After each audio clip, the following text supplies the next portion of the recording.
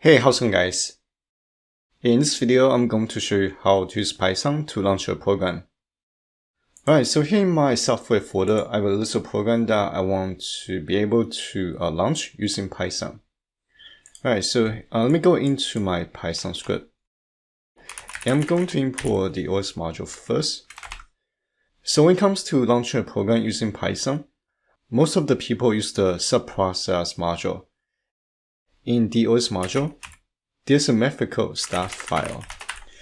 The start file method will attempt to launch the program given the file path or the application path. So for example, here let's do Audacity. Alright, so in my Audacity folder, I want to launch this program. So I'm going to copy the file path. And I'll paste the file path to the OS.start file function. And I'll name the output as response. And then run the script. And that'll launch the Audacity program.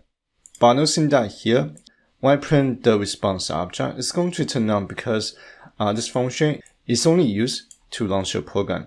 First, if I'm using the subprocess module, the subprocess module will attempt to read the process information and load that into the this response object, assuming that I'm using the subprocess module. Alright, so this is going to be everything I'm going to show you in this video, and hopefully you guys found this video useful. And as always, thank you guys for watching. I'll see you guys in the next video.